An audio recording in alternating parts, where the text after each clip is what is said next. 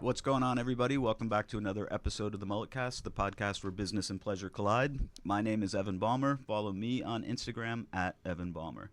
Our guest today is Tim Donnelly. Tim's a producer, writer, consultant. Jersey AF, we'll say, on Facebook Live. He's also founder partner at sea.hear.now. Follow him on Instagram at Donnelly C, which is DONNELLYSEA. What's going on, Tim? Good morning, man. How are you? Good. How are you? Awesome. That's cool. So one of the first things you told me is you're the son of a third-generation Elizabeth fireman, and I see you got your Elizabeth Fire Department hat on. And your brother was the fourth generation, right? Yeah, so it goes all the way back to basically like the Civil War time. Wow. With the Donnelly involved with, first responders in Elizabeth. So it's all the way back to horse and carriage. Wow, that's insane. Yeah, it's pretty heavy. So do you have photos of like the first generation? Yeah, firemen? actually, when my dad passed last year, and I was able to dig in a bunch of boxes, and I saw some pretty old stuff. I can show you on the phone afterwards. Yeah, but like my grandfather, Red Jack. My dad was on the older side. He was 91 when he died, so he was the greatest generation. He was born in 1927. Right. So my grandpa was born in the 1800s. Wow. So I got to see these photographs of my grandfather and how he sits like this. Right. Yo, that's me. Really? And it's kind of freaky. Really? Yeah, and kind of like the 1,000-yard stare. So it was kind of funny. That's pretty cool. So we'd be able to tap that in. And Elizabeth was one of the cradles of the American Revolution and all that kind of stuff. Right. I'm kind of a history buff too, so kind of. That's kind of cool. That is cool. Yeah. So how did your family end up in Elizabeth? Man, my dad's family originally came from Donegal in Ireland through Brooklyn and then ended up in Elizabeth. Right. My mother somehow ended up in Elizabeth from Berlin, New Hampshire, which is at the foot of Mount Washington. Oh, so wow. my mother's French-Canadian, full-on, right, from like way north of New Hampshire. Wow. Yeah. That's pretty wild. Yeah. So were you, growing up, did you live in Elizabeth for a little while before you moved to Jersey Shore? We lived in Elizabeth, then we bounced to Linden, and then when I was like 8, we got out of Linden, and we moved to the Silverton section of Toms River in 76. Wow. 77. Right. Yeah. That's cool. So that's where, I don't think many surfers come out of Elizabeth. So probably once you got down in Toms River area, you started getting into surf culture. Yeah, I was, I'd say somewhere between 6th and 7th grade. I kind of got the, I wasn't afraid of when I got bounced around in the ocean. Right. I kind of like enjoyed it. You know what I mean? Which is the exact opposite of a lot of kids, I think. Right. And so, yeah. And then, of course, we're boogieing, because boogieing was like super new then. It wasn't like a thing. Right. In 1978, it wasn't a thing. Right. You rode a plastic surfboard. Right. Or, you rode a little thing that would attach to your hand. Like a or a raft. Actually, probably the first thing I probably rode. That's true. Was a raft. I remember a lot of people, those blue and yellow rafts. Those blue and yellow rafts. That's like probably oars, exactly. Right? That's probably the first thing that I rode. That's true. In Wortley Beach, my dad probably rented it. That's cool. Yeah. Yeah, I remember my whole boogie board evolution was like, my first board was an Aussie, which, because that was like the cheap one. So like I was, my sights were set on a Maury boogie, and it was like saving up to get that, So like the Aussie was like my first, the orange and white one. But boogie boarding was awesome. I loved it. But I tried to stand up surfing, but the issue was that back then, like, you learned on whatever board was cool at the time. Like there was no such thing as beginner boards or, whatever. You just rode what you tried to ride, and if you could stand up on it, you could surf. Right. And I remember having like this really small lightning bolt surfboard that I could never stand up on. And then I was also an athlete in the fall. And then I just decided just to, my God, I really like boogie boarding, and I'm actually pretty good at it. And, I'm riding waves, and that's just kind of just what happened with me with that, and just stuck with it. And, I'll get up on a stand-up paddle every now and again, and it's pretty comical. Yeah. Do you still boogie board? Yeah, man. Yeah. Oh, yeah. That's sweet. Yeah. I had a similar experience. Like I boogie boarded a lot, wanted to learn how to surf. And of course, like I do the same thing. It's like I bought the flashiest board of what I thought looked cool. Right. Had no common sense for this is a good board to learn on. Right. It was like a fox, and it had like camo on the front, and like all Right. that. It was just like I stood up, tried to stand up once. The board went straight up in the air. Skeg hit me in the foot, hurt like hell. I'm missing all these good waves. I was like, screw it. I threw it on the beach and grabbed my boogie board. Just kind of stayed with that forever. Yeah, but that invention by Tom Moore, the boogie board, and those fins kind of taken me some pretty cool places. Right. So I'm forever grateful to that, and it seemed like whenever like I would get off path or whatever, life gets weird or tough, I always find myself back in the ocean. That's cool. Like every time. Really? Every time. Yeah. That's sweet. Yep. So you said you were a high school athlete, played hoops. I played basketball at Toms River North. Hoorah! Yeah, we were terrible for like that first 25 years of the school's existence. I mean, terrible. I mean, they were awful. I don't think like they didn't have a winning season. Really? And then my junior year, things kind of turned around. I think we made the state playoffs, so that means we had to be 500. And then my senior year, we were good. So that was kind of a big thing because it was like the Toms River schools and Toms River South just dominated us, right? And then Lakewood dominated us, and then like Toms River East like showed up, and then they were beating us, and they were a new school, and it was just like Manchester was beating us up, and then we'd come play in the summer league up here in Asbury Park. Neptune and Long Branch would just like they'd kill us, and it was like demoralizing. And then finally it was like the right guys that we had come up together, and then that summer coming up here to play in the summer league with Asbury, Neptune, Long Branch, we were like kicking ass, holding our own. That's cool. And then all of a sudden it was like, oh my God, we could be pretty good. And we won, and it was super cool. And that was, believe it or not, when it comes down to business and it comes to production and everything I do, like 35 years later, it's just like one of those things with like, never give up. Don't give up before the miracle happens. Don't give up 5 minutes before the miracle happens. Right. Like seriously. And I remember we were playing in the Ocean County Christmas tournament, which is the WOBM tournament at Ocean County College. Right. And the gym was packed, and it was like the week between Christmas and New Year's. And we were playing Manchester, and they were really, really good. They had these brothers, Earl and Chuck Carney, man, and they were unstoppable. These dudes, they were unstoppable, and they were beating us by like 18 points with like 4.5 minutes left. I swear to God, and we came back. And this is pre-3-pointer, maybe. This is pre-3-pointer. Seriously, it's a lot of baskets, dude. It's a lot of baskets. But but that was like something. And then like we were there, like the Asbury Park Press called us like the cardiac kids because we would come from behind and win all these games and whatnot. But that was just like kind of like something of like never give up. And I still talk to those dudes. Do you? Yeah, I still talk to That's cool. Dudes. Yeah. I mean, that's an intense experience. Did you think about like basketball sucks like after a freshman, sophomore, junior year and think about quitting ever? No. Yeah. Because we were losing so much and I was injured and there was like completely horrendous attitudes that were before us, like the upperclassmen and stuff. They just didn't get it. Right. They just didn't get what being a team was. Right.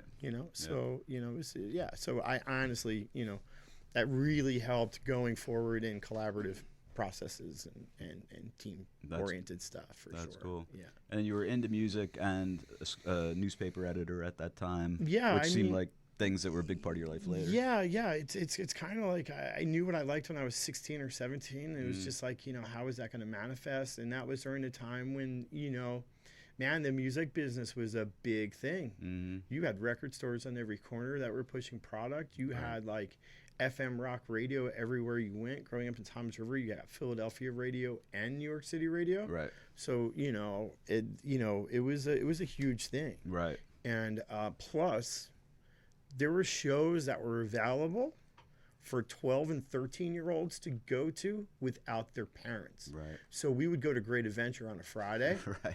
Seriously, and there was always a concert every Friday. Right. Great Adventure. Totally. They used to have some good ones. They used to have some really good ones. Right. Totally. Like really good shows. Sure. I was there when the Haunted House burnt down, Golden Earring show. Remember that? I remember when it burnt down. I didn't know it was Golden Earring show. Golden Earring. That's Radar funny. Love. Right. Oh, yeah, dude. Totally. Oh, yeah. That's cool. Yeah. That's we sweet. used to, and that was kind of like the precursor for going to Madison Square Garden and, going to the Spectrum and JFK and all that kind of stuff. Yeah. Do you ever remember, did you go to any of those WNEW shows on the Asbury Beach? Yeah, we went to the Georgia Satellites one. That's cool. Yeah, I don't remember what year that was. I remember it didn't turn out so well. Yeah, that's funny. I don't know if I was at that one. I was at one, and like there was this tiny stage on the boardwalk, like it wasn't the main stage, and the band was the Hooters. Yeah, man. And there were like 5 people standing there, and they're like, "This is like from our sister station, MMR, a big band out of Philly." Right. And I was like one of 10 people there watching them, and then they blew up. Like, you know, it was cool. Just, I mean, that's a nice foreshadowing to like what sea.hear.now became like, because there were times where the beach was friggin' packed of people with like, you know, tons of people, NEW beach towels. It was like a big event. And you know? there was also Tony Pellegrossi, the man, back in the early 90s, man, doing surf stock on the beach at Joey Harrison Surf Club. That's cool. You know, in conjunction with 106.3 back in the day. And you know, that was kind of a big deal. Yeah. You know, for me, for my generation, like the NEW stuff was kind of like towards the tail end of it, I caught it. And then I remember we went once. A lot of like something like grain alcohol involved or something really stupid.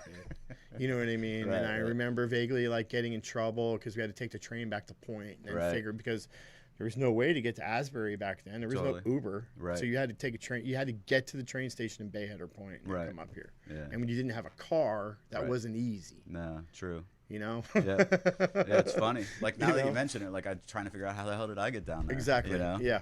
It's funny. Maybe I rode my bike. I have no clue. Exactly. Right. It's pretty classic. So you mentioned Joey Harrison. That's somewhere you ended up like post. What was like your post high school life like? I went to Ocean County College, and you know, it was funny because it was.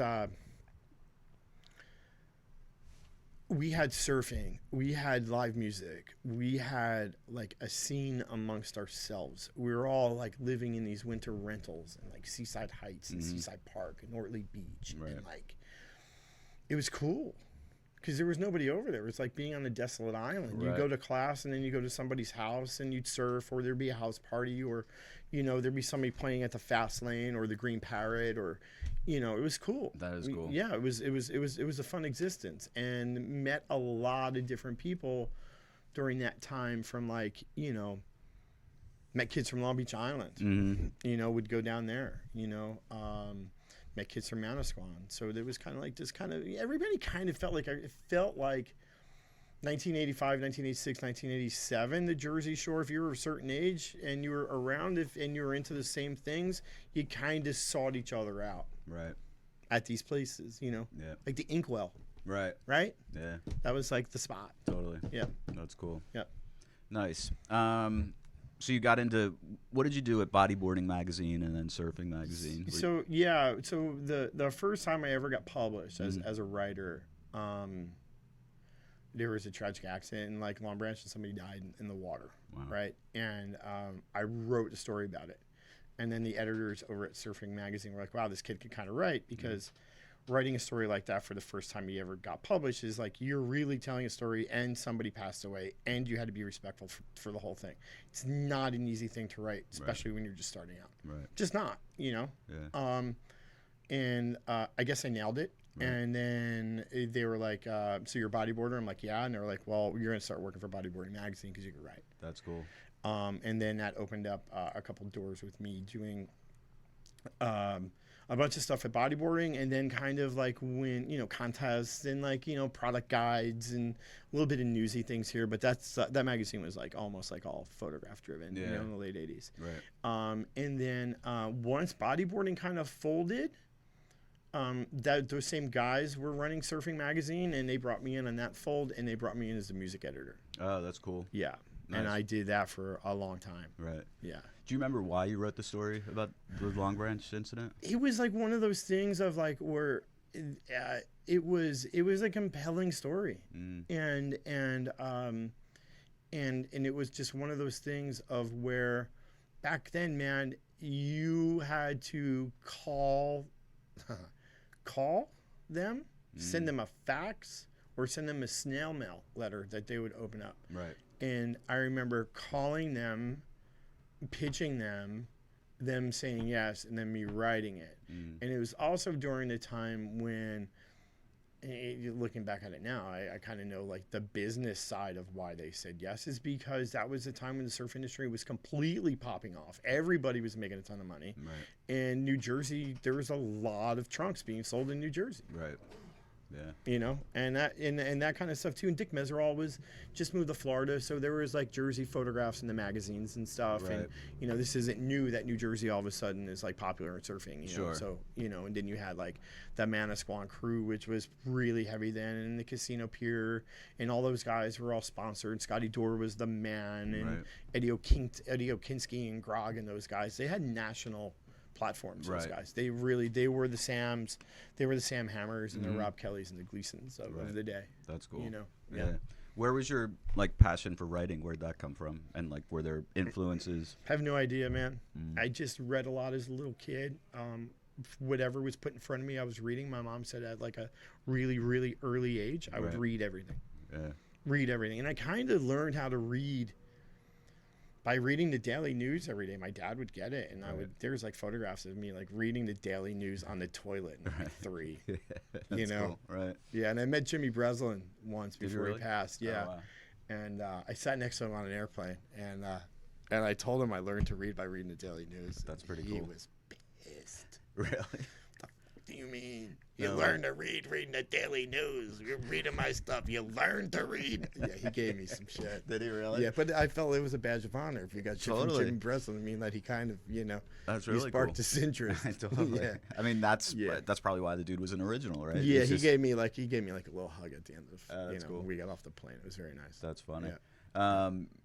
Did you enjoy being like a music editor at that time? Yeah, man, because it was to be honest with you, it was free CDs, it was free concert tickets, Right. it was you know, it was that, and then I loved writing about music, and I loved going to shows, Yeah. and then those relationships were kind of forged then that still are there now. It was like the music business was a completely different thing, Yeah. right? But that's where I got my start, and plus it was like everybody was doing music in all those publications, but like, you know, if you're saying you're a music editor at Surfing Magazine, people picked up the phone because it was cool, Right. right? Yeah. It was super cool. Totally. So that opened up some doors for us, but you know, my writing I thought was you know, people dug it, and it was cool, and plus, you know, I was based on the East Coast too, so I mean, after, you know, back and forth, flip-flop back and forth to California a ton, but you know, so I was, you know, able to get to shows in Philadelphia and New York, Right. which was cool. That is cool. Yeah. So do you remember, like, is there any band that stands out? You're like, damn, I can't believe I got to meet them or cover them or anything. The Ramones, That's cool. being able to like, I was in the Ramones' last recording session Really? in 1996 No way. at Baby Monster Studios with Daniel Ray, and they were doing California Sun for that mom record. Okay. Yeah, so being able to became friends with Joey Ramone, have him call me and leave me messages on my answer machine. Right. Man, I still have that one tape though. That's really cool. Yeah, he was the best. That's sweet. He completely was the best. At some time in the 90s, me and a buddy did like an email newsletter. And it was called Music Business Daily. And Joey Ramone used to email us. And I thought that was the coolest friggin' thing ever. He was the Like from his AOL address Yeah, or exactly, something. Yeah. exactly. Hey Tim, hey Tim, it's Joey. It's Joey Ramone. No shit. Nobody in the world sounds like you leaving Right. a message on a answering machine. Yeah. Yeah. What were they like in the studio? They hated each other. Did they? Yeah, Johnny came in like after every, you know, Johnny and CJ and Marky were there, and then Joey came, CJ, Marky Ramone and Johnny were there, and they laid down the track, and then Joey came in hours later. Right. Yeah. Yeah. Yeah, and I watched I watched a Yankee game was on during, it was a day game, they're playing the Orioles, never forget this, and I got to watch the Yankees with Johnny Ramone. No way. Yeah, That's really cool. yeah, he was great. Yeah. I just didn't talk politics with him. I talked baseball with him, Right. you know, Right. and that was amazing. That is cool. Yeah, Yeah. he was a badass. He scared the shit out of me. Did he really? Fuck, yeah, of course. Of course. Joey was like the lovable Muppet, Right. you know, and like, but Johnny Ramone was like, Johnny Ramone was not unlike all the other Irish Catholic cops and firemen that I grew up with in my family. Right. Right. That's funny. You know? Yeah. Yeah. That is funny. Uh-huh. That's cool. So around that time, you're sort of melding like your interest in surfing, environment, music, all that stuff. You mentioned like the mom music for Mother Ocean. How did all of these things go about? When in high school, growing up in Toms River in the 80s, we had the childhood cancer clusters that were basically caused by Ciba-Geigy, right? So I grew up, my classmates died from cancer. Really? And lymphomas and leukemia and all other kinds of weird diseases. I was introduced at age 18 to a bunch of activists from Greenpeace who were like kind of living at this hippie house that we used to frequent in Lavalette, right? And so I got to know them, and they kind of spurred my activism. Like seriously, like, you know, when you're 17 and there's some dudes from Greenpeace in the living room and everybody's smoking a bone and he's talking, you're listening. It's like, you know, oh my God, look at this. Right. And so it kind of spoke to me, and it kind of spoke to like, you know, what was going on. And it's like, you know, my high school had like the football field's scoreboard was bought by Ciba-Geigy. And so like they're buying as scoreboards for the football field, and yet there's like kids dying, you know, that border their property. Right. That's crazy. So that's kind of like, you know, and then we had the ocean dumping in the late 80s and early 90s in New Jersey, where there was, you know, hypodermic needles washing up on the beach. And, you know, full-on medical waste. You're probably old enough to remember that. Totally. Full-on medical waste. Freaking body parts. Like, it was gnarly, right?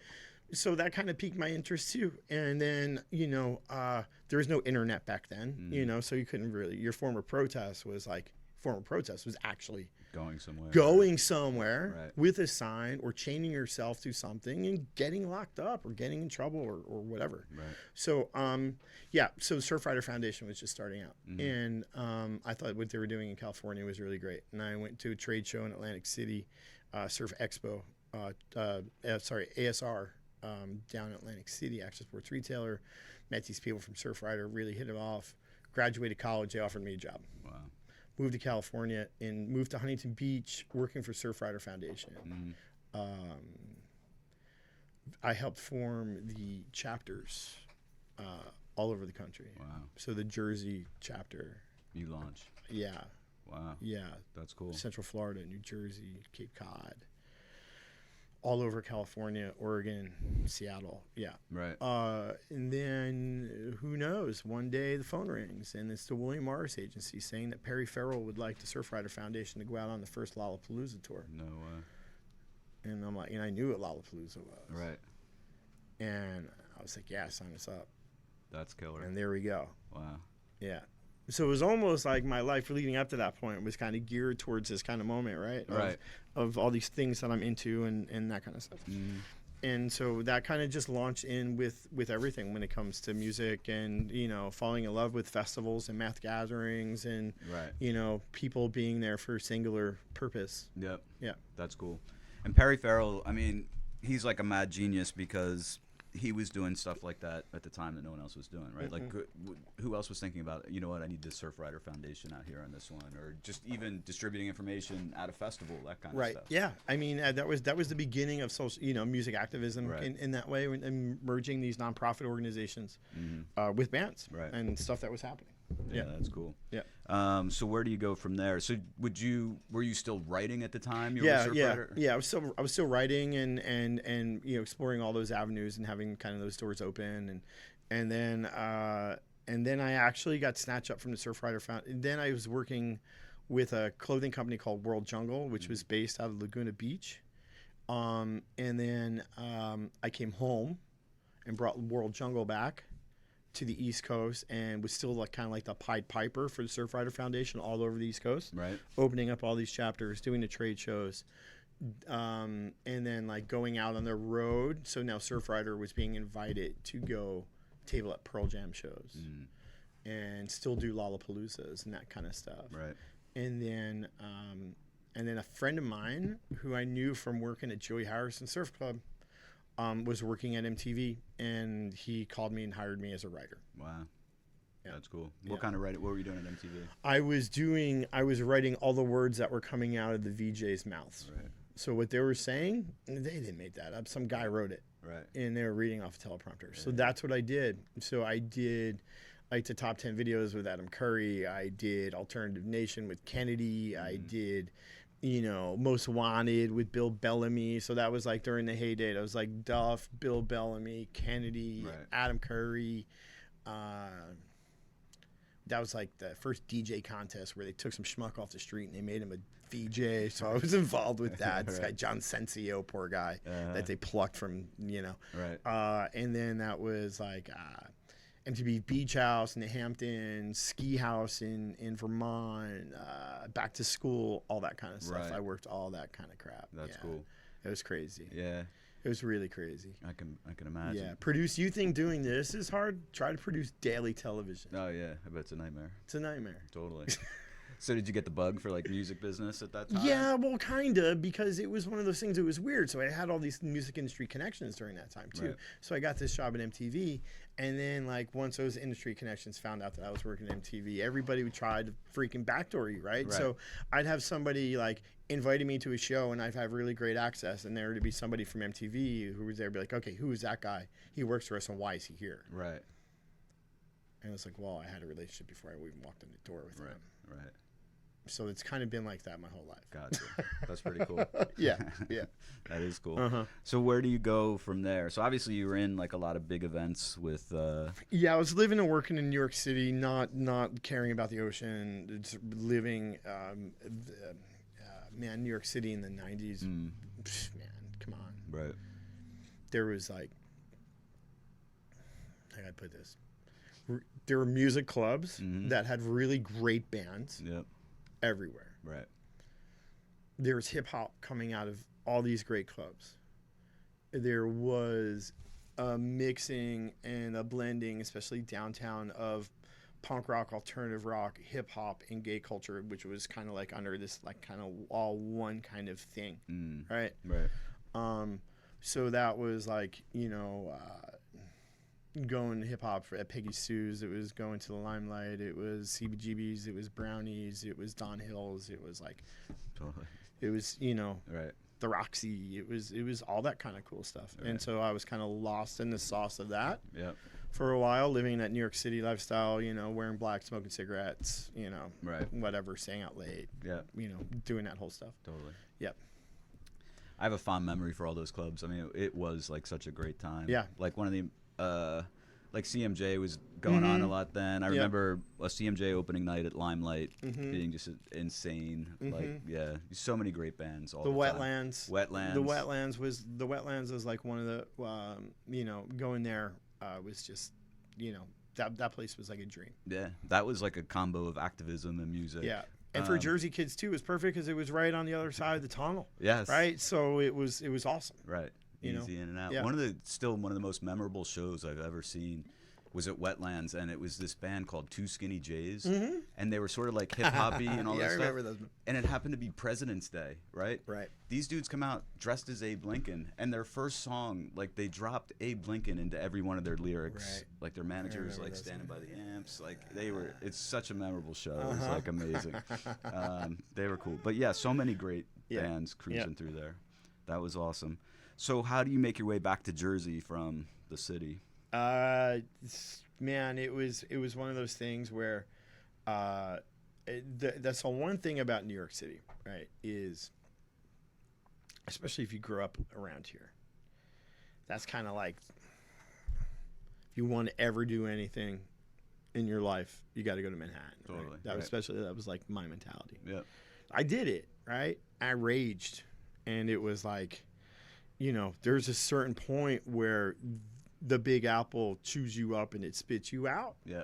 It does to a lot of people. Totally. And you either, there's two ways you can do it. It either makes you stronger or you give into it and you give up. Right. So, I never gave up and just changed, environment and kind of, came home, but also started going out on the road and working a lot because there's, just not a lot of work down, in this area, even though I was still working in New York, but it was like, I was going more on the road getting gigs. Gotcha. At that point. Right. Yeah. That's cool. Yep.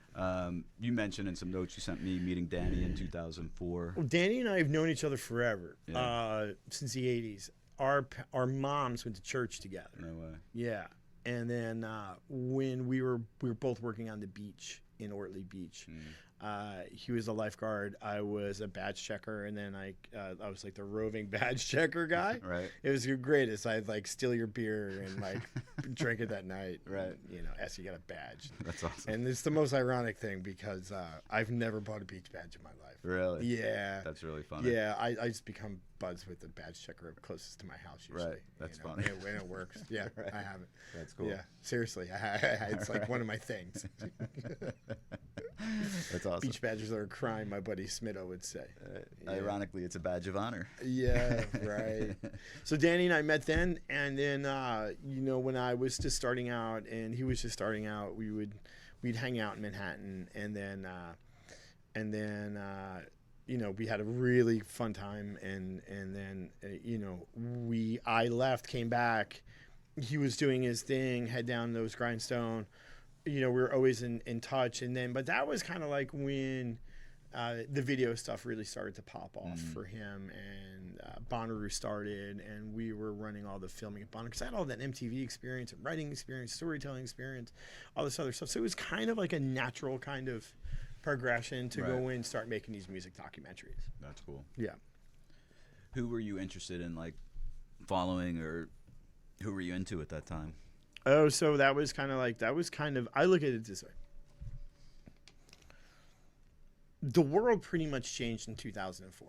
Mm-hmm. Yeah, I've been out of the smartphone and iTunes. People were ingesting and consuming music and culture in a different way.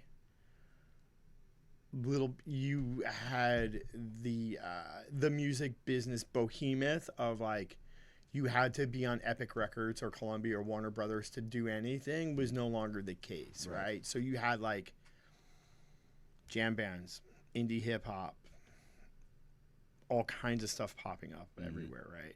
So that was probably 2002 or whatever. Man, I was all about Jack White. I was about the Black Keys. I was about My Morning Jacket. I was still my love for Pearl Jam, still my love for the Grateful Dead that I've always had since I was a kid. And, punk rock was different because it everything became bastardized or pale imitations of what it once was. Right. Seriously, it did. Right. And so to me, that was kind of the new authentic stuff was that kind of stuff. And that kind of reinvigorated my kind of thought process, and we were there to document it, much like I was there to document the beginning of it all in 91, right? So and then it's so I was there in 91 when Lollapalooza kind of changed the world and changed the model, and I was on the ground floor, and I was part of that, part of those agents of change. I was there, I was in the middle of it, Right. If I ever write a book, I've got some really great stories. I bet.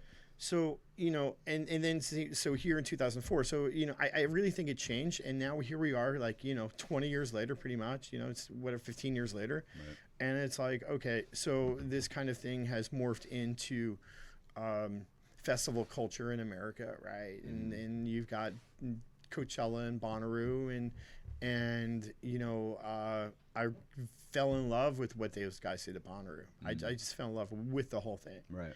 And it was, my favorite weekend of the year for 14 years, pretty much, going out there. Right. Yeah, I bet.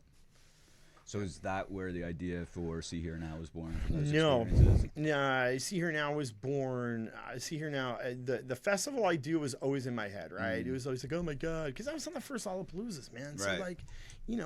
I was part of that team. I was going into these vacant fields and putting up a music festival, Right. and then leaving, right? Right. So we would do when we went to Waterloo Village for the first couple ones, all the way out in Northwest Jersey, which was epic, right? Just so it was just so epic. And see how the festival business has morphed into it. So it's ironic that we're talking on Hurricane Sandy Day, right? Right. So before I got here, before Sandy, I was living and working. I went to New Orleans after Katrina. Right. Okay. And I went down. I was working with Danny, and Michael Stipe contracted Danny's production company to go down and shoot a bunch of stuff in New Orleans and report on the lack of recovery in New Orleans. Wow. I went down there. We made a movie. We're making like this film. And I met these people down there who like I like really got along with like right off the bat. Like the first 30 seconds of meeting them, I was like, wow, man. I kept going back. And eventually I stayed. So I was there for 2 years after Katrina, like when shit was popping off. Right. And I was helping run the Tipitinas, the nightclub, Yep. the seminal nightclub, and the foundation. And then I worked on this Fats Domino tribute album. No way. That had like Paul McCartney and Neil Young and Elton John on it, right? And so when I did all that work, I came home after that because it was heavy, man. Like I had to get out of there after 3 years. I came home, got a house in Seaside Park, you know, surfing, getting back to it. Asbury starting to pop off, right?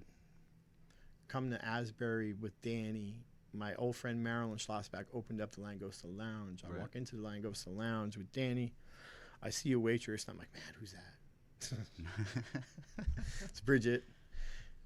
Shortly moved to Asbury. That later, 10 years ago this week, we start going out, whatever. So Sandy hits, right?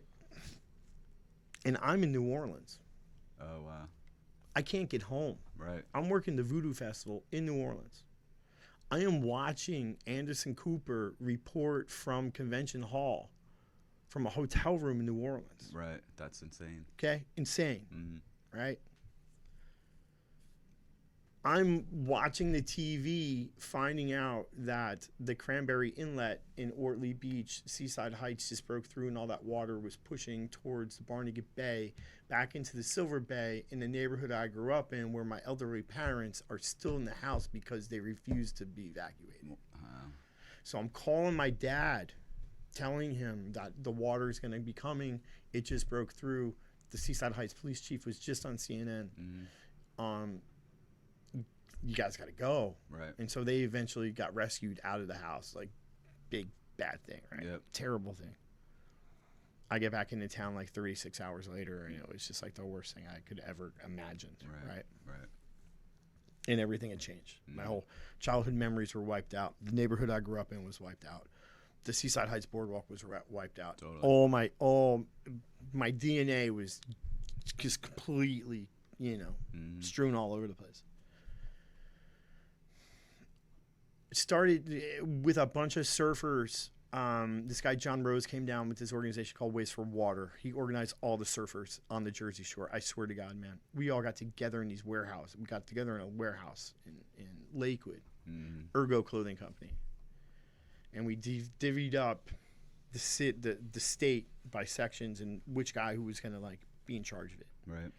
So I dove in and worked in Ortley Beach and in Asbury Park on recovery. I was like one of the lead dudes on that. So I did that. And I did that for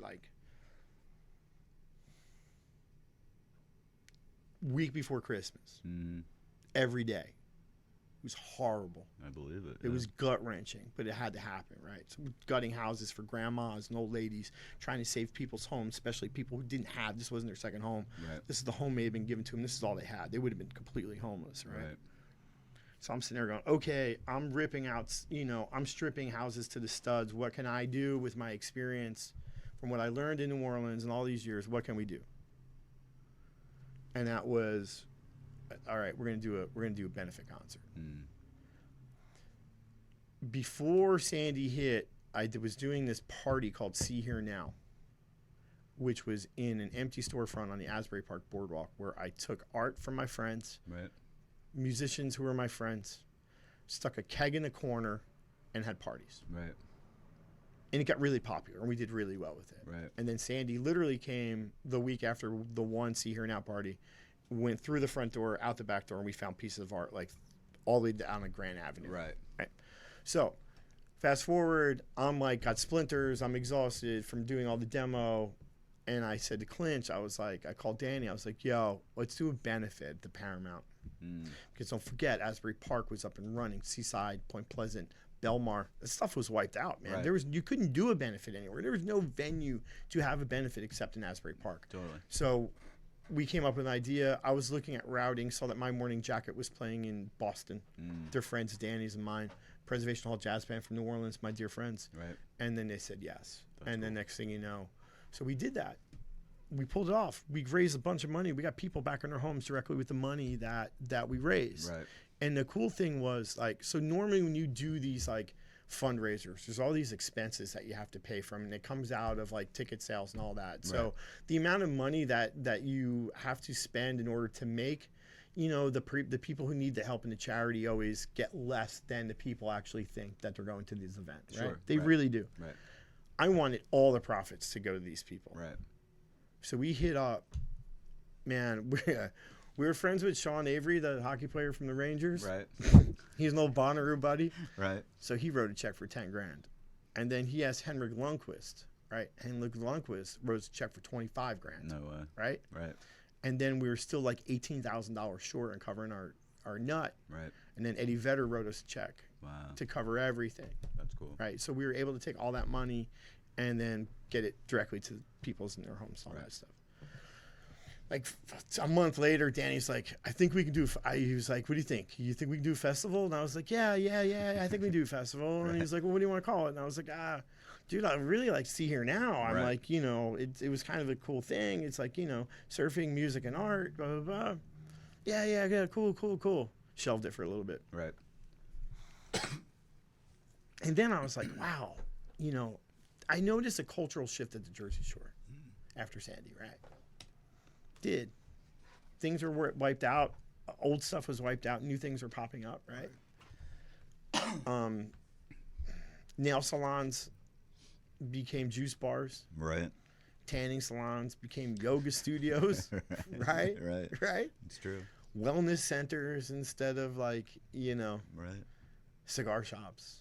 You know, hot dog places are like going out of business. Like people are starting to kind of change. And I was like, and then, you know, Gentlemen of the Road came to Seaside with Mumford and Sons, right? And so those guys contacted Danny and I to help them out a little bit. And then I got a taste of what I could see the possibilities could be for a show on the beach in New Jersey. Right. Not the Bamboozle. Right. Because the Bamboozle to me was like just like what the name meant. Right. Really? Right. Right? Right. 8 stages, screaming emo bands. Right. Skrillex. Nah, man. Yeah. You know? So my idea was taking the culture of the Jersey Shore. Mm-hmm. How do we perpetuate our culture? Not Snooki, Pauly D, and them nasty Guidos that would come to Seaside and Ortley Beach. Right. That's not who we are. You know? Yep. The people from the bottom of that bridge on the Parkway, say starting at like Keensburg or Leonardo or whatever, that hug the water all the way down to the tip of Long Beach Island, in between the Atlantic Ocean and Route 9. Right. Man, we're our own culture. We really are. We're our own people. Right. And guess what? Some of the coolest motherfuckers in the world come from here. It's true. Jack Nicholson, Danny DeVito, Bruce Springsteen. What's up? Right? Seriously, you know? Come on. Right. So Kevin Smith, you know, Jay, all those dudes. Like, seriously, right? So I always knew that we had this thing here. We like, you know, but how can we bring what we want to do to our people? And it was See Here Now. Right. And we danced with so many people, dude. Until like we met this guy. Right. And then he listened to our elevator pitch, right? So he comes to Asbury Park. First time ever to Asbury Park. Right. He sees Bruce Springsteen. First time comes to Asbury Park. Right. People have been waiting their whole lives. Right. Never happens. Right. Shows up, sees Bruce Springsteen. No way. Second time he comes to Asbury Park. Sees Bruce Springsteen. Right. And I'm like, man, this is, you know, you're really lucky. Right. It's not like this every day, man. You're not blessed. Right. You know what I mean? You're really lucky. Right. Third time he comes, I'll be damned. Wow. Again. Right. This is a sign. His business gets bought out by C3 Presents out of Austin. He calls us saying, "Hey, you know, let's do this." He saw what we saw. He saw the north end of Asbury Park in that way of 2 stages. One main stage on the northernmost end, another stage by Convention Hall, another stage in the park. He saw it. Right. Didn't see 8 stages. He didn't see 120 bands. Right. He saw quality over quantity. Mm-hmm. He was able to see that. Right. That's cool. Just what we did. Right. And then we have all those years of experience with people that we know. Right. And you've had a lot of experience being at cool festivals. Cool festivals. A lot of experience of failure. Mm. A lot of experience about not giving up. Right. A lot of experience, just in general. Right. Right. So what's the biggest obstacle to start a festival? Money. Yeah. Mm-hmm. Was the town on because board you right can away? the town was on board right away because I think our pedigree and our partners' pedigree of that, they produce Lollapalooza in the city of Chicago in their park. Right. They produce Austin City Limits with the city of Austin. Right. So the NFL draft they produce also too. So it's those things that made them comfortable, and I think my pedigree, Danny's pedigree, and our partner H.O. Mallman's pedigree as well. That's cool. Yeah. Yeah. I mean. But it's money, man. So you got to pay these artists, Right. Right? It's all about, you can be friends with somebody, but they got to get paid, right? Sure. So it's like you have to have that money in order to pay the talent, Right. Because if you don't have a good lineup, you're dead. Yeah. You're not going to move. Right. It's just not going to happen. Right. That's true. Especially early on, once like a new festival, that's probably what's driving people's decision, right? Is like. Money. What's the budget? Because you have no reputation to be like, you're not Lollapalooza and like, oh, I get some cachet out of going to play Lollapalooza. So that's intense. How hard was it to book acts the first year? We had a hit list of who I thought would work in the kind of vibe I wanted to set. And most of those guys and gals were friends already. So when we called, they knew what it was about. And we had fair market value for them also. Right. Which helps. So right. Yeah. That's cool. And that's how it started. And then we were able to present that vibe that we had thought about and what it could be. And we were able to do that. Right. Yeah. It's crazy. I mean, the other thing I think you guys get right, aside from the music obviously was really quality, but the whole experience in general, like that park could be a great festival, you know what I'm saying? And then the stages, and like that whole section is like transformed into another place. Like I'm walking down, and I'm like, where the hell am I? And there's all this cool shit, like from one stage to the other. It's like it is an experience. It's killer. I mean, man, how looking at that north end of Asbury Park, how beautiful it is. The convention hall building, how iconic that is, how beautiful the beach looks, how beautiful the sky looks at sunset in that park, right? Yeah. How can we take that beautiful stuff that's already there? How can we turn it up a little bit and make it super special and transform people and transform the experience? So you do that with sound and light. Right? You do that with sound and light, right? Yeah. So the sound is coming from the bands, right? Have really good music. Right. And I think this year, more than last year too, is we're able to light up the property pretty amazingly this year. Totally. It's kind of transformative. It was like you were transported into this space. Yeah. Yeah. And we want more of that to come too. Totally. Yeah. It was insane. I'm getting chills right now thinking about it because like, I forget sometimes how beautiful that place is. Yeah. Sometimes you take it for granted. There's people who travel around the world to go there, you know what I'm saying, or across the country and to experience that. And I can walk down that boardwalk every day. Right. And you got to remember how special, like those buildings are insane. Yeah. Like I remember them from, a kid when like the only shop in there was like Planters Peanuts or some shit, but it was still such a beautiful building. Right. Yeah. This is like 10 years that, I worked on the boardwalk for 10 years. This will be 10 years like this week since like my Asbury, living and working in Asbury pretty much, right? So I did a lot of work with Master Marquette, especially after Sandy, before Sandy. So the transformation of the shops in the Grand Arcade and Convention Hall and like stores like Wanderlust and like Betty's Icebox and that kind of stuff, kind of defining the culture up there. Yeah. So I was involved with that, and then turning that place around up there, making it palpable for people to come, I don't know if you remember the old beach signs before you came on to the steps. No. Right? Right. Just said no. Remember that? Yeah. Just said no. Right. Wow. How inviting Right. is that? Welcome to the land of no. Right. No this, no that, no this, no that, no this. No fun. Right. Right? True. Seriously. Yeah. You can get arrested for surfing in Asbury Park. I had friends of mine who went to freaking jail It's crazy. for surfing in Asbury Park.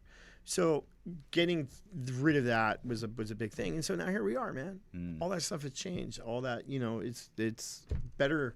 It's palpable. It's real. It's authentic. It's what people want. Yeah. That's cool. Yeah. And I think like another just sort of cool thing that you don't necessarily always focus on, but like the way you guys incorporated like, pork chop, like local artists, local musicians, local food vendors. I thought that was really cool. Yeah. One of the things that makes the Jazz Fest in New Orleans what it is and such a destination is that it is a celebration of New Orleans, South Louisiana culture. Right. That means food, that means music, right? So a celebration of the Jersey Shore culture to me is Mud City Crab from Long Beach Island having like Blue Claws from South Jersey and Barnegat Bay. Yeah. That is having Brando's from Asbury Park having the world's greatest meatball sandwich. That's, surf taco. Right. That's local 130 seafood. Right. That's Tony's sausages. Yeah. It's culture. It's our culture. It's who we are. It's the food that we like. It's what it is. Right. So there are, and having our food partners jump on board the way they did the first year and now into second year and what we're able to do there is great. Local bands too. Hey, there's something happening in Asbury Park. Totally. And those bands that, as I like to say, make it west of Main Street. Okay, because there's a lot of bands in Asbury that they're Asbury famous. Yeah. Right. Totally. But you got to play west of Main Street, man. So those bands that are playing west of Main Street that are going out and touring, come play the festival. We're gonna hook you up. Or if you're a legend like String Bean. Right. Who doesn't get much more local than that, who's playing on the boardwalk for free, but he's also a world-class player though. Right. He's played at the the Hill Country Picnic in North Mississippi where the best blues bands in the world play. Yeah. And those guys have played that festival. Right. So of course, they're going to play ours. Totally. I walked by that dude a couple weeks ago. Yeah. It was like a shitty night. Yeah. And he's on like out in front of Langosta or Yacht Club. Yeah. Like a handful of people and just I'm like this dude is so insanely good. Like so good, sick. Right? Yeah. Really cool. That's cool. Yeah. So I mean, are you riding high from the festival this year? No. Or are there other things? No, not at all. Yeah. No, not at all, dude. I'm Irish Catholic, man. I'm waiting for the other shoe to drop. I'm like waiting for the miseries to come take over. Honestly, it's like You're waiting for a ruler. No, seriously, That's funny. No, man, it's like it's been a long time. It's been a lot of hard work. It's just like keeping ourselves focused, keeping ourselves grounded, and honestly, this thing that we created, it's bigger than me. It's bigger than Danny. It's bigger than HM. It's bigger than our partners. Right. And that's what you would hope something successful to be. Is it's become bigger than that, and then it's like, okay, hey, whatever, man. It to me is like the success of something that you're putting onto something here that's kind of like culture defining and fun for people and escape for people is like,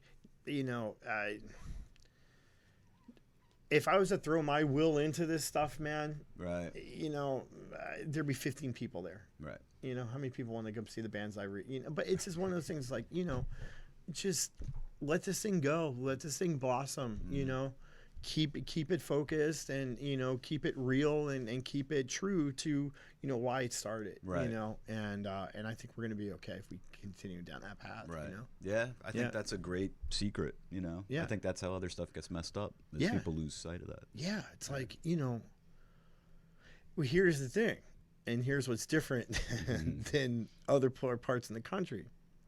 If people don't like what you're doing here, they'll tell you. They're gonna tell you, right? Seriously, they totally will. They totally will. Like I was feeling like really good, like 2 days after the festival, right? I was feeling like, I was feeling good. Like I didn't have like racing thoughts. I was content. I wasn't freaking out about something. I wasn't anxious like you get in those situations where there's a lot of pressure on you. I'm feeling good. And wouldn't you know it, man, somebody came up and just like, psst. That's right. What was their complaint? Oh, I don't remember, but I was in Wegmans trying to get some eggs. No and like way. somebody's like, was like, yeah, it kind of sucked though. Well, great weekend. However, like, it's waiting. Yeah, here we Okay, here we go. Sweet. That's pretty funny. So it just takes you right out. Do you have a favorite moment from the festival this year? Oh, man. The B-52s. They're cool. Yeah. I mean, for what they were for my life from 1979 as a 12-year-old to a 52-year-old man. Right. It's been in my life for 40 years. Yeah. It's a major chunk of my life that they've been in my life. Right. And hearing their songs have always brought a smile to my face. Right. And have them have such a good time. It's cool. And see all those people there watching them was amazing. Yeah. So I never knew. It was amazing. And Fred's from, he graduated from Shore Regional. I never knew that until this. Like, I read it after. So I knew that. That's cool. So we made a mural of Fred as the homecoming king. That's right? so awesome. Right. Right? Yeah. And then I went online and got him a crown and a little trophy. Right. Homecoming king. And then our friend Megan McAlevey, who is like one of the world's best, upholsterer makers. She makes tattoo signs. She's amazing. She does it for all over the world. So I called her with this request of, can you make me a homecoming king sash? No. And she did. That's cool. And then I gave it to Fred, who I thought was, I didn't know how this was going to go over, dude. Right. To be honest with you. I believe it. And he was like, you should have said homecoming queen. Oh, wow. And the way he said it to me was like, Right. But then he was really happy, and he wore it on stage, and he pranced around dancing up on stage with it. Dude, I thought that was straight out of their production. I thought No, that their was idea. us. That's Yeah, really cool. yeah, that was us. That's funny. That was us. So yeah, but that to me that was really special. So yeah. Totally coincidentally, I didn't know who he was at the time, but I was standing next to Grog at that set, and he was telling me, he's like, you don't even know right now how much this means to this band, like because of the small clubs they played in Asbury over the years, and he was so psyched. And Joan Jett, same thing. Yeah, same thing. It's like it's like, man, it's like Joan Jett, like she's part of the fabric of this place. If you're of a certain age, you really are. Right. Like everybody's got a Joan. Everybody's seen Joan. Right. Totally. Yeah. Yeah. It's really cool. Yeah. I love the discovery too, because I saw bands like I didn't really know before that put on killer sets, and to me that's like a big part of festivals is like the discovery. Also, that was sweet. Hey man, as a fifth, how old are you? 49. All right, so you're a 49-year-old dude. All right. I want to turn you on to a band that you've never seen before. But if your kid's coming with you, who's 13 or 14 or 15, or kid's 20 years old, and his parents have been like playing Joan Jett or the B-52s or Blondie in the car their whole lives, this gives them the opportunity to see them with their parent or their uncle or their aunt or whatever, and have that shared experience. Right, totally. And that's really meaningful, right? Yeah. So just because you're 49 doesn't mean you're dead. No, absolutely. Right? Right. And just because a kid's 16 doesn't mean that, it's like it's funny. Neil Young has a saying, equal time for the past, the present, and the future. That's cool. Right? And that's kind of like a secret mantra of mine. Right. Yeah. That's very cool. Mm-hmm. Awesome. What else do you do in your spare time to keep it interesting? Even though all this sounds really interesting. Get in the water as much as I can when I'm feeling healthy. We had some crazy family stuff the past 5 or 6 years. So coming out on the other side of that, and so it's kind of like, kind of taking care of me time and starting to we bought a home, so we're dealing with that, and starting to write again a little bit, right, which is kind of cool. And I had a meeting last week with somebody about writing something, and that's like, what I like about writing, man? What? It's just me. That's cool. That's probably the good thing and the bad thing sometimes. Man. It's just me. That is cool. So I was just trying to kick that around, and I finally have like a kind of like a space where I can do it, and kind of like a writing space. I'm not like one of these people that could sit in a coffee shop and write. I mean, you can do that, man. I mean, honestly, if you can sit in a coffee shop and write something meaningful that makes you money, then you're really talented. Right. Because I can't. I got to be like sequestered behind closed doors. And is it like work for? I mean, do you have to like commit to? All right, I'm gonna, no matter what, write this number of words today. Is it like that, or do you get a flow going easily? Or it depends. This is weird, and it's gonna sound. I don't give my words away. Right. I don't write for the sake of writing. I've never been that guy. I'm an idea guy. I will put ideas down and do ideas all day long. But if I'm got to sit down and write something, I kind of need an assignment. Right. I just do. Right. I can start telling stories from my past and stuff, but like I don't know if I want to do that. Right. Yeah, again, I've got some really good ones, and probably maybe one of the reasons why I'm friends with these people to this day is because I never did write a story about it. Right. Right. So there is something to be said for that, even though in this day and age, nobody cares. Like that kind of like ethos or things out the window. That's right. Right. Yeah. That is true. But no, I mean, writing for me is like, there's a story that's been gestating in my head for 15 years, man. Right. It really has. And one day it just might all pour out. So maybe it's time, man. Maybe it's time. That's cool. Yeah, complete fiction, but it's New Jersey. It's kind of life. Some of it's autobiographical, but it's like, Seaside Heights boardwalk kind of stuff in the 80s that it doesn't exist.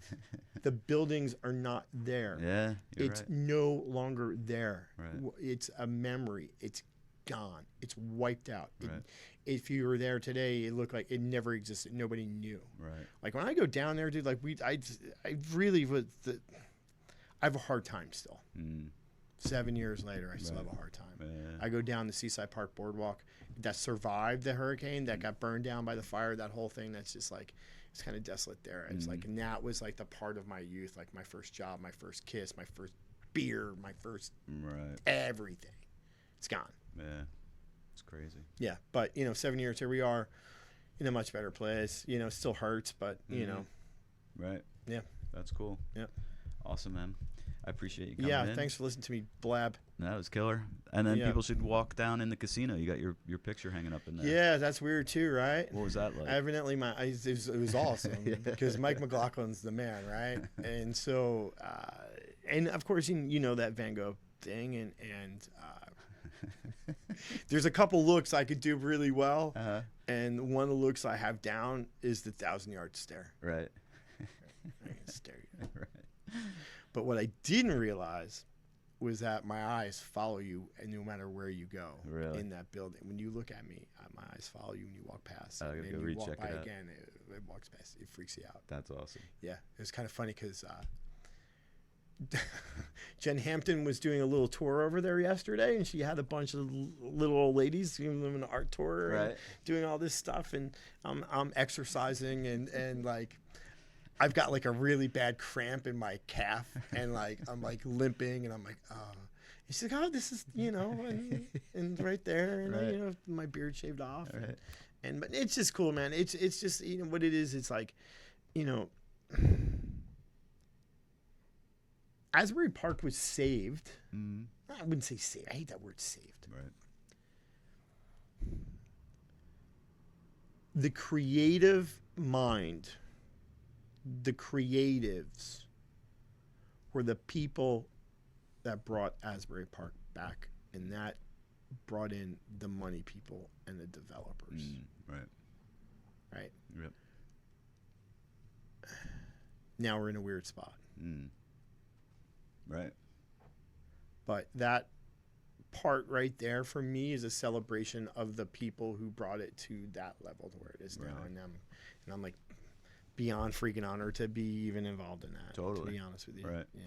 Which is very cool, actually, because now that you put it that way, a lot of times those people get forgotten, right? Or never acknowledged. Never acknowledged. Right. Hey, man, the early adopters are the first ones that get screwed over. Right. Totally. It's the people who they're the first ones to get screwed over. It's like the second and third generation people who are like, oh, look at us. Here's my statue. Here's my thing. Right. No, that's very cool. So that's kind of like, just remembering that Jen, Pork Chop, Mike McLaughlin, Angie Sugrum, that works at Madison Marquette. People like Mike Longo who work at the Bond Street Bar, who's an artist, and just like, those people who have Andrew Grossman, another, Asbury Park creative business guy, you know what I mean? Right. Those creative business people there. And now the other people are starting to listen to us and starting to copy us. Right. So they're starting to take the blueprint, the Asbury blueprint. Yeah. We'll see how far it takes them. Awesome. Because you got to have the people, man. Right. If you don't have those right people, almost like starting off the conversation, man. Yeah. If you don't have a right group of people at the right time who are willing to work together, then you got nothing. Right. Yeah. So. That's true. Yep. Awesome. Stoked. I appreciate it. Yep. Thanks. Thanks, man. Okay. Once again, check out Tim Donnelly. Follow him on Instagram at DonnellyC, DONNELLYSEA. See Here Now Festival. SeaHear.now.com. Any preview of what to expect for next year, or do you have any wish lists? More fun. That's sweet. More fun, more sun. That's awesome. Although, dude, it's hard to get more sun than this year. That's fine. Bring it, keep it going. That was pretty sweet. Yeah. Timed it, worked out perfectly. Yeah. All right, Tim, I appreciate you coming in. Thanks, bud. I'm Evan Balmer. Follow me on Instagram at Evan Balmer. Look for the MulletCast on Facebook. Awesome. Thank you.